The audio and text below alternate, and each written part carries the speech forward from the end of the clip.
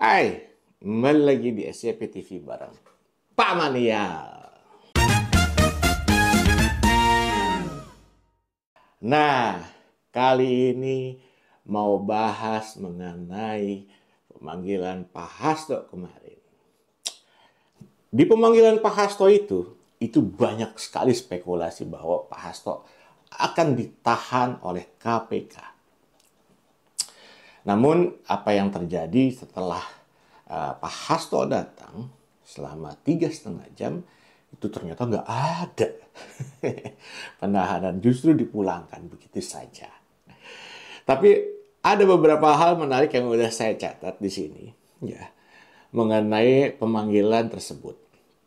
Yang pertama ya, kedatangan Pak Hasto itu secara ksatria memenuhi panggilan KPK.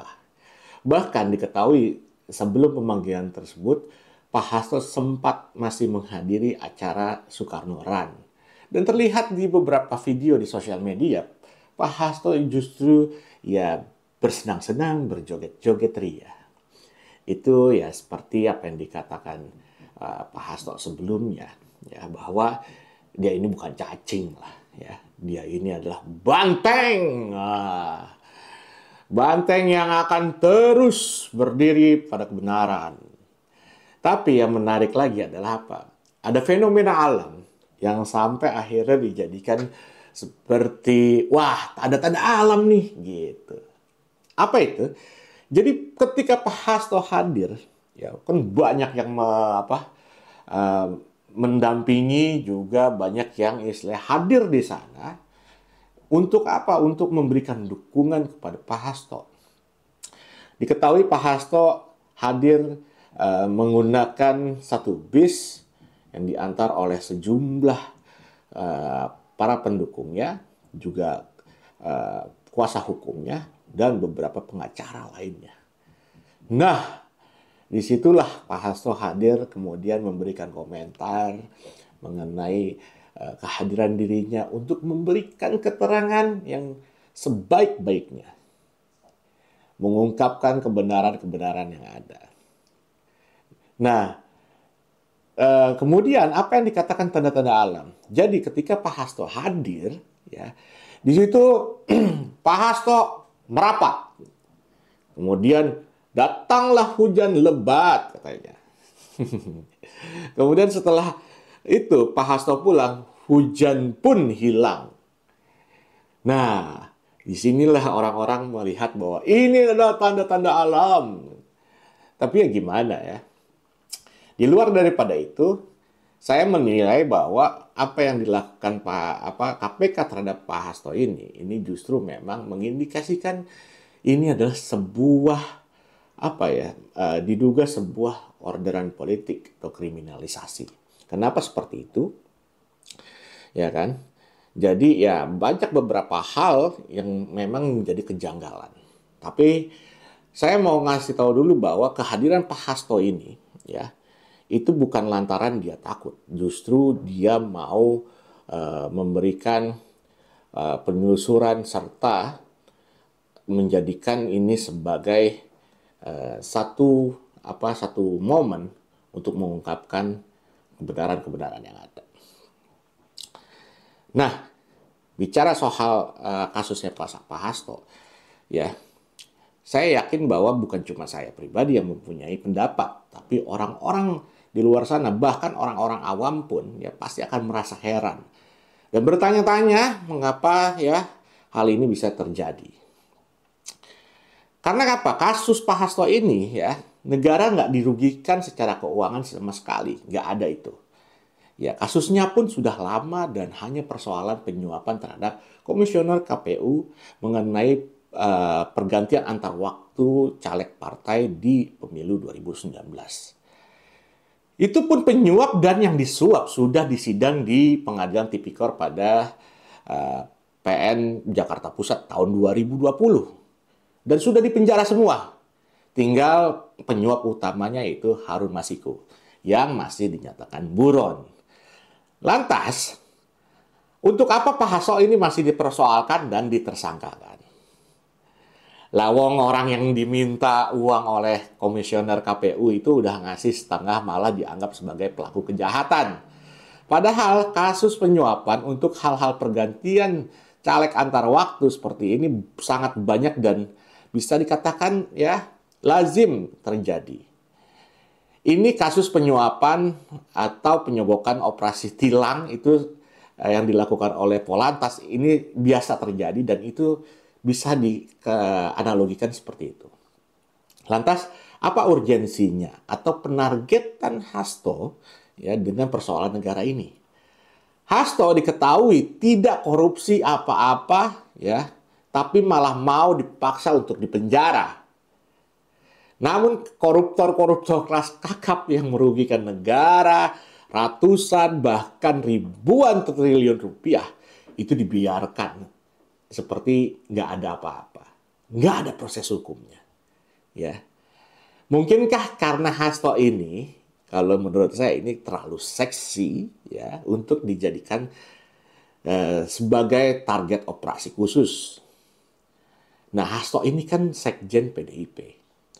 Partai terbesar yang selalu memenangkan pemilu di 3 periode pemilu ini.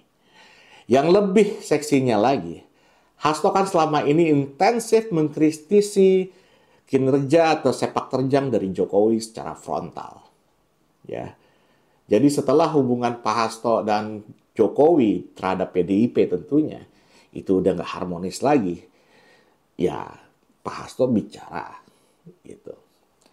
Lantas, apakah ini juga bisa dikatakan bahwa PDI Perjuangan adalah sesuatu partai yang seksi, ya, dianggap seksi, hingga menurut saya dari beberapa pemberitaan selama ini kesannya kayak harus direbut dari tangan Ibu Mega. Melalui salah satu langkahnya adalah dengan pelumpuhan sekjen, ya, Pak Hasto, kemudian nanti bisa dijadikan tunggangan ya kan untuk apa ya, untuk mengganti Ibu Mega. Itu analisa saya. Ya, lantas untuk apa lagi? Mungkin ya ini nanti bisa digunakan buat pencapresan Fufu Fafa di 2029. Mungkin ya. Kemudian berikutnya gini. Saya akhirnya berpikir ya kan untuk mencari kesimpulan bahwa status tersangka pada Sekjen PDI Perjuangan Pak Hasto ini ya yang dinyatakan oleh KPK dari sisi hukum itu sendiri sebenarnya bisa dibatalkan. Kenapa demikian? Pertama, kita masih ingat nih bagaimana penyidik KPK ya itu memperlakukan Pak Hasto ketika datang pertama kali ke KPK untuk dimintai keterangan. Saat itu ya KPK nih, penyidik KPK ini merebut atau merampas 3 handphone milik Pak Hasto bersama buku catatan harian PDI Perjuangan yang dibawa oleh asisten Pak Hasto. Ya, ini Kusnadi. Nah, dalam masalah itu ya penyidik KPK telah menggunakan topi dan juga masker untuk merebut atau merampas handphone itu. Yang dilakukan penyidik KPK tersebut itu merupakan sebuah pelanggaran hukum. Karena dilakukan dengan cara paksa dan dengan cara membohongi Kusnadi. Gitu. Yang kedua nih, kalau mau jujur, sebenarnya penetapan tersangka terhadap Pak Hasto ya itu merupakan hal yang tergolong sangat dipaksakan. Karena apa?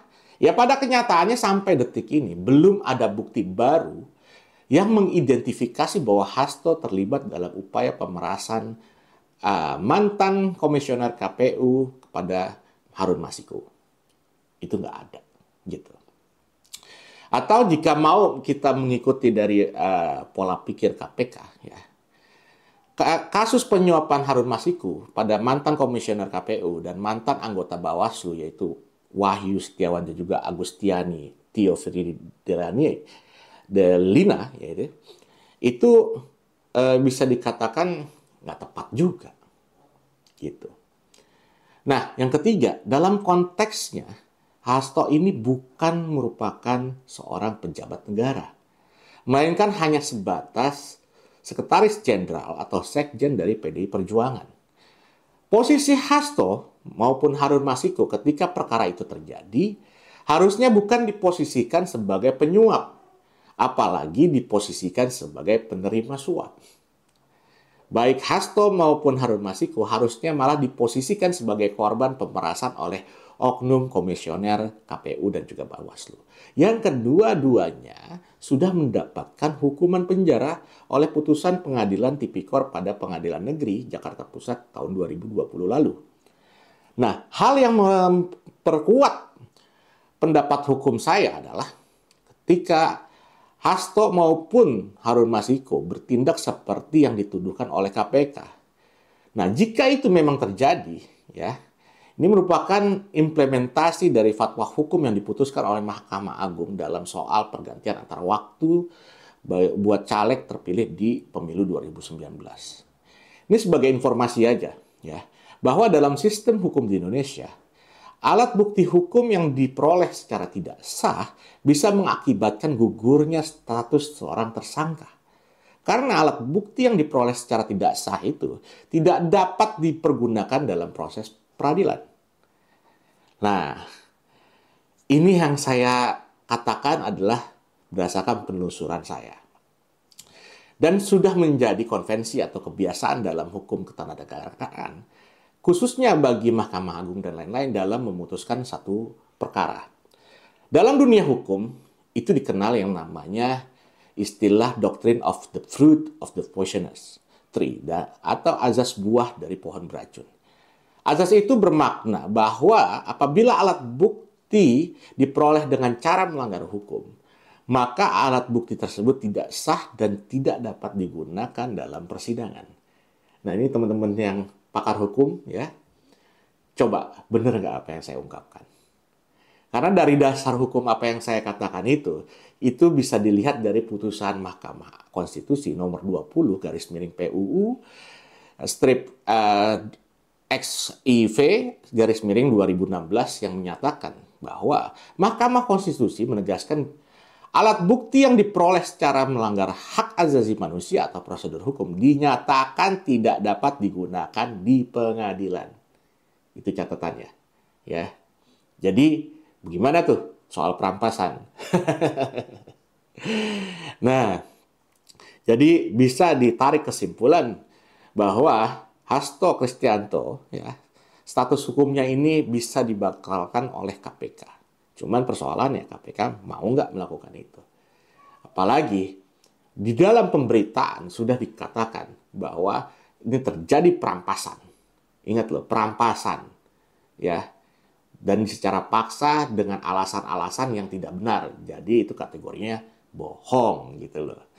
Kemudian ini udah menjadi suatu syarat untuk pembatalan tersangka itu sendiri. Pertama, itu kurangnya alat bukti. Jikapun ada bukti itu diperoleh dengan cara melanggar hukum, bukan merupakan tindak pidana khusus karena tidak ada kerugian negara sama sekali. Ya. Jadi teman-teman harusnya berpikir lebih jernih, apakah benar, ya kan? Dan yang dilakukan oleh KPK selama ini untuk mencari bukti-bukti itu. Ini mesti kalian pikirkan secara jernih dan matang supaya kita bisa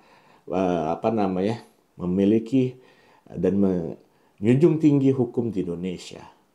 Karena udah terlalu banyak di aparat-aparat hukum di Indonesia, ya, yang bertindak tidak sesuai dengan prosedur hukum.